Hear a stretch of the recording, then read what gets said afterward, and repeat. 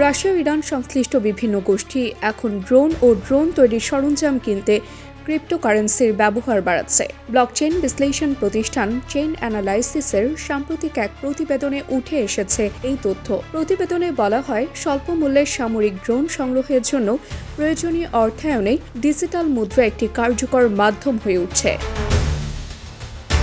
বর্তমান বৈশ্বিক সংঘাতে বিশেষ করে ইউক্রেন ও মধ্যপ্রাচ্যে বাণিজ্যিকভাবে সহজলভ্য ড্রোনের ব্যবহার দ্রুত বাড়ছে। বিভিন্ন ই-কমার্স প্ল্যাটফর্মে সহজেই এসব ড্রোন পাওয়া যাচ্ছে। ফলে কে কিনছে এবং কী উদ্দেশ্যে ব্যবহার করছে তা নির্ণয় করা কর্তৃপক্ষের জন্য কঠিন হয়ে উঠেছে। এই সুযোগকেই কাজে লাগাচ্ছে সংশ্লিষ্ট নেটওয়ার্কগুলো।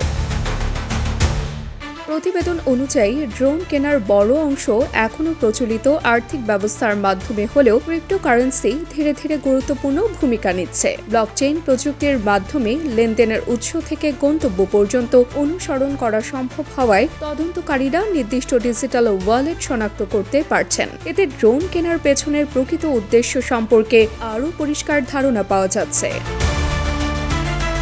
বিশ্লেষণে আরও দেখা গেছে 2022 সালে ইউক্রেনে রাশিয়ার অভিযান শুরুর পর থেকে রুশপন্থী গোষ্ঠীগুলো কয়েক মিলিয়ন ডলারের ক্রিপ্টো অনুদান সংগ্রহ করেছে, যার বড় অংশ ড্রোন কেনায় ব্যয় হয়েছে। একইভাবে ইরান সংশ্লিষ্ট গোষ্ঠীগুলো ড্রোনের যন্ত্রাংশ সংগ্রহে এই পদ্ধতি ব্যবহার করছে। বিশেষজ্ঞরা মনে করছেন, সামগ্রিকভাবে এই লেনদেন এখনও সীমিত হলেও ভবিষ্যতে যুদ্ধের অর্থায়নে ক্রিপ্টোকারেন্সির ভূমিকা আরও বাড়তে পারে।